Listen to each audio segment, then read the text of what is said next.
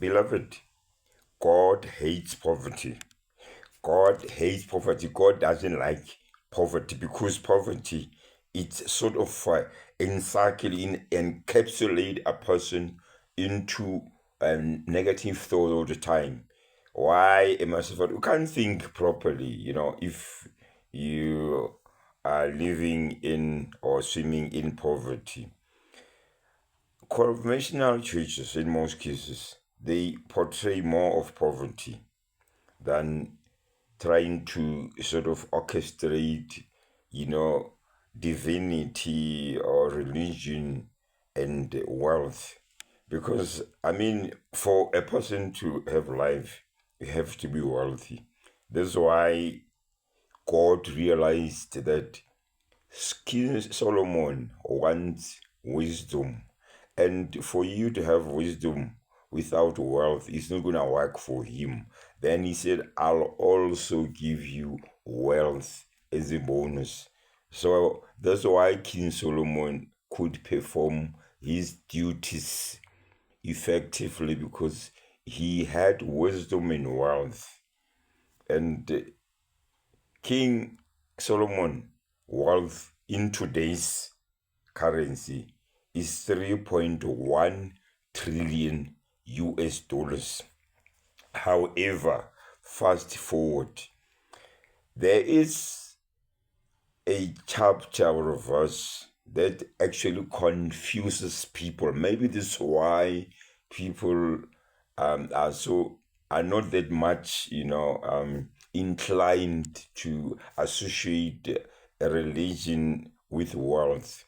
When you look at Ephesians 4, verse 12, it states that I know what is to be in need, and I know what is to have plenty. I have learned the secret of being content in any and every situation.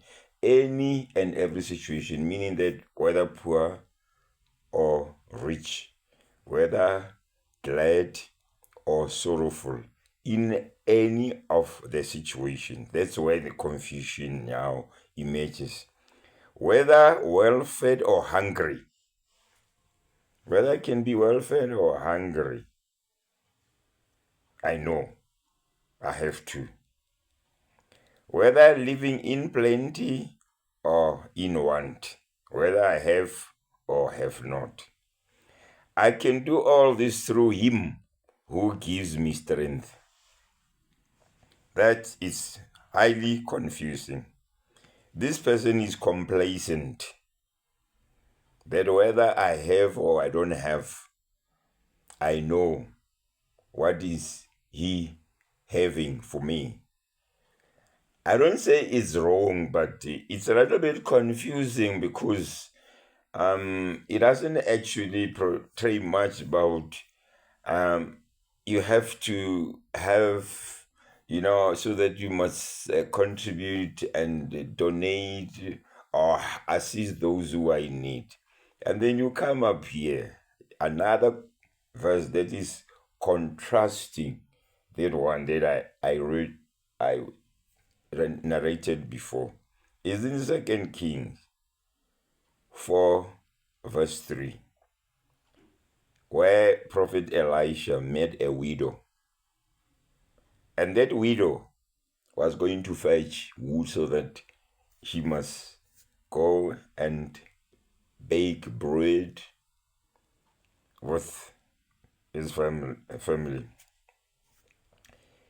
Then the woman didn't have jars, and Prophet Elisha wanted her to have as much jar as possible so that she could sell jars and move away from poverty. Remember, that woman was poor. She just wanted to bake, eat with the sons and die. That's all what she wanted.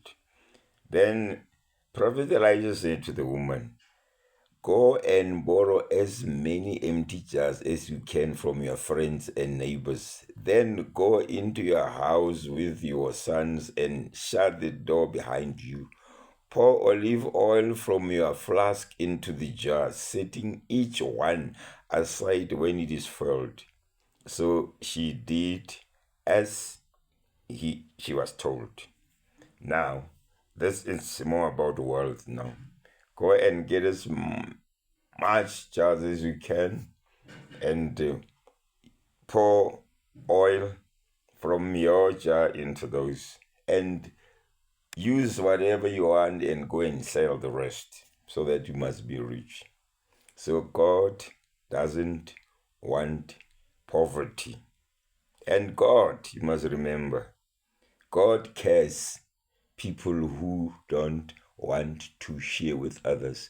Those who've got wealth but they don't want to share with others. And he ended up saying, woe to those who make unjust laws, to those who issue oppressive decree to deprive the poor of their rights and withhold justice from oppressed of my people, making widows their prey and robbing homeless children. That you can find in Isaiah 10. Yeah, Isaiah 10. So, and he further said, now listen, you rich people, weep and wail because of the misery that you are coming on you. So, that is a curse.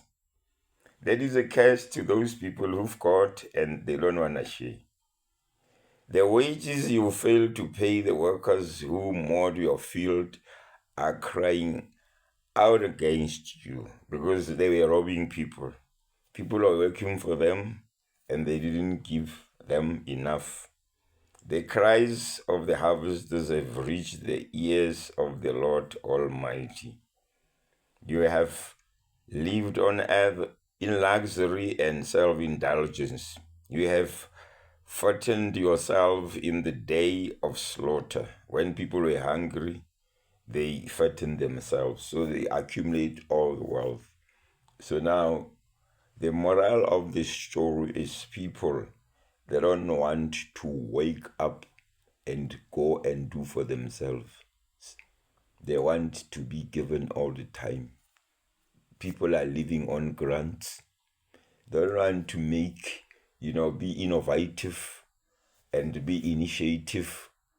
They are just sitting there in their corners. Sometimes I get so disheartened to see these females who are unemployed, unprivileged. It looks like they enjoy that lifestyle. People, I always tell this unarticulated, unprivileged female that gather yourself from cooperatives and go to talk to the Department of Agriculture. They must train you in farming and become commercial farmer and supply the retail stores and also supply yourselves. Have domestic gardening, household gardenings, and the neighborhood when there is a space. They must go and plow. This is what I have been orchestrating for the past 7 years, but no fruition at all. It looks like it gets here and get out here. And that thing is disheartening. It's stressing me because I don't want to see these people suffering like this.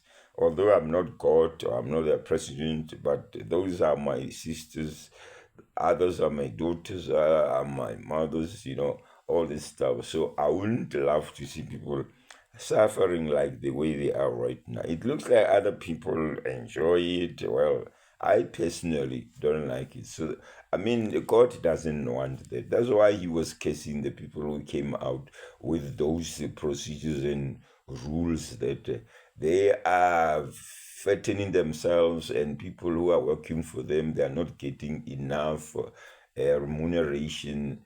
And that is all what it is about God. God doesn't need poverty at all. People must learn to do for themselves. You can't live on a grant, which is about 370. That money, man, a lot of us, they spend half, even half of that in a day because you have to put petrol, you have to go wherever you want to go to. And people, I'm asking those who can hear me and understand what I'm saying, that they must talk to these ladies who are unprivileged. They must wake up. It looks like they are complacent. They're just like what I said before, unrooted, that I know what He has for me, even when I don't have, even when I have, it's okay with me. In hunger, on eh, when I'm satisfied, I'm still okay. You can't be complacent when you don't have. There's a curse. That poverty is a curse. God doesn't want it. You heard me, people. Let's help these people.